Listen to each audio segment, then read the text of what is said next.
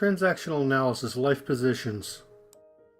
According to the book TA Today, the founder of Transactional Analysis, Eric Berne, suggests that the young child early in the process of script formation already has certain convictions about himself and the people around him. These convictions are likely to stay with him the rest of his life and may be summarized as follows. 1. I'm okay, or 2. I'm not okay. 3. You're okay. Or 4. You're not okay. These are the basic life positions in transactional analysis, and they have a lot to bear on how humans interact with one another. Put together, these life positions look like this. 1. I'm okay, you're okay. 2. I'm not okay, you're okay. 3. I'm okay, you're not okay. 4. I'm not okay, you're not okay. The problem is, or benefit, is that these positions are adopted early in childhood and form the scripts for how people live out their lives. If the child adopts an I'm okay, you're okay life position, the child will most likely develop a winning script. If the child adopts an I'm not okay, you're okay life position, the child will develop a banal or losing script. What's interesting to note is that people in general form their scripts according to where they fall in the life positions. The child who adopts the I'm okay, you're not okay life position will constantly try to prove himself, try to prove that he or she is better than other people. Eventually, this person may find himself not okay after he or she has exhausted friendships. The life position of I'm not okay, you're not okay is the most surefire way to write a losing script to live by. This person will reject other people and be rejected by other people in accordance with the script they write around this life position. And there's disagreement among the early leading practitioners of when these life positions are determined. Some, like Claude Steiner, go back to as early as nursing infants whose needs were met or unmet. Really, the main point is that life positions justify, so to speak, script decisions. And it really doesn't matter whether these were adopted as infants or later on in childhood. In the book TA Today, Stewart and Joines state that the I'm okay, you're okay is the only really valid position. The others lead to scripty behaviors. In other words, the I'm okay, you're okay is the only life position that manifests itself from the adult ego state. Now, of course, there are situations where people are not okay or where we ourselves may not be okay. The point is that the resolutions of these situations need to come from the adult ego state rather than resorting to the adaptive child or critical parent ego states in resolving the issues. And we'll go over what these look like in a minute.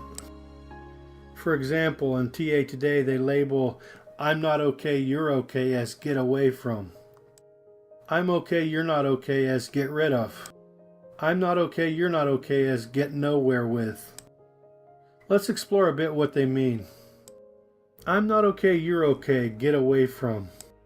This life position reflects that of the adaptive or rebellious child, or doormat if you will.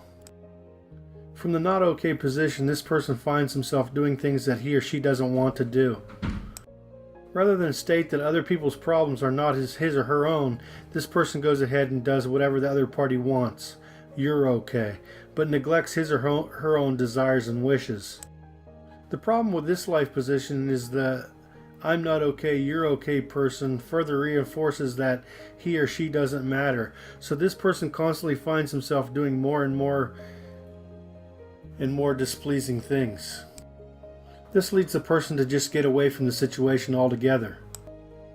An okay person, the adult, would have asserted his will, but the adaptive child trying to please just can't say no, so avoids the situation eventually, thus condemning himself to be an eternal adaptive child. I'm okay, you're not okay, get rid of. This type of person will respond from the critical parent ego state we talked about in an earlier issue.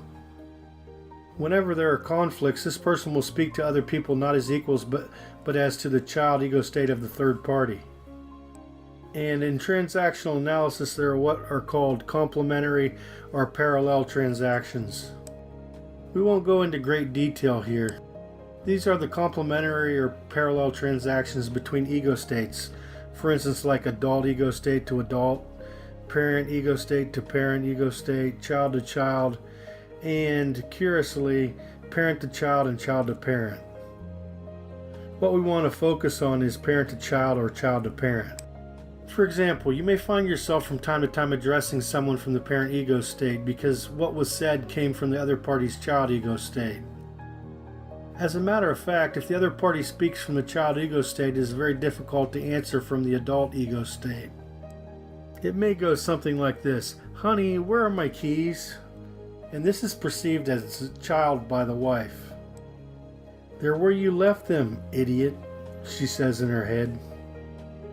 And of course, that's her critical parent, from the wife's perspective. "I'm okay, you're not okay, so I'm going to deal with you as a child." So the "I'm okay, you're not okay" life position seeks to get rid of or discount the other party wholesale. All this is done to assert this person's okayness. The problem is that this doesn't come from the adult ego state and can create ill will because of the negative strokes. The adult ego state would respond in such a way that the other person still felt okay, but asserted its rights or okayness at the same time. In other words, my okayness doesn't come at the expense of your okayness. As a side note, this is a big part of the problem in sales presentations or persuasion in general. Much of these are merely the critical parent with its injunctions or commands, telling people what they should believe or buy. The okayness of the persuader results in the feelings of not okayness in the prospect or listener. We'll do a whole series on how to avoid this situation in a future video, or many videos actually. The last position is "I'm not okay, you're not okay," and Joines and Stewart labeled this "get nowhere with." This position leads to the script behavior of helplessness. It leads to thoughts like, "It doesn't matter what I do, everything turns to crap. What's the use?"